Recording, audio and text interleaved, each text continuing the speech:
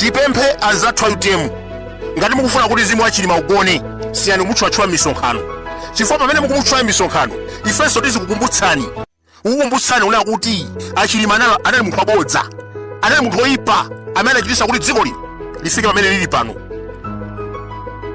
Last year apolisi anatusa report anthu oposa 280 anazimangirira pa mavuto azachuma.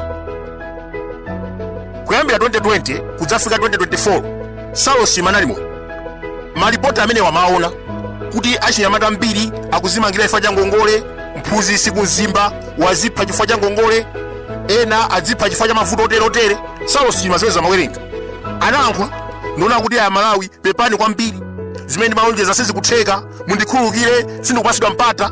Anayankhula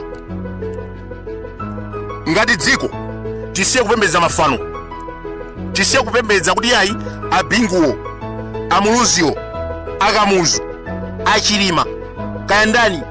We should stop that. Tilitenge dziko mene lili.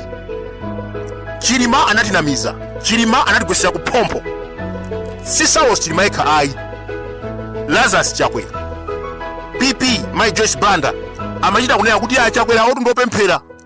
Lero kulizisa kwankha chichonse. Kodi ife Malawi tikhale chete? Ayi sitikhala chete, takwiya.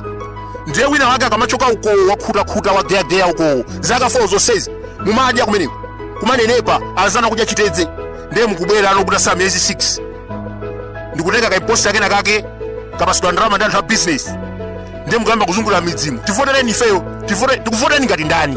Ngati opposition kapena ngati olamula? Mutuze pamenepo tikuvotereni ngati ndani? Chifukwa iniyo zaka 4 zonsezi Joyce Banda UTM munali kutosa Alliance, iniyo ndi Chakwera paibe kusiyana.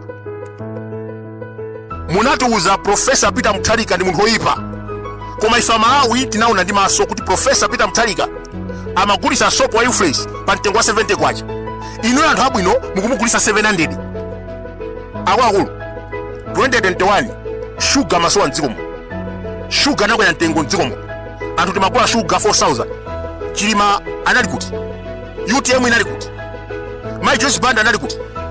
Nonse munali boma momwe munamba mutabwera kumangisa press briefing kuna kuti yayi timafuna tipepesa Malawi, tinakulonjezani sugar wa 200 kwacha, lero mugula sugar 4000 munapepesa.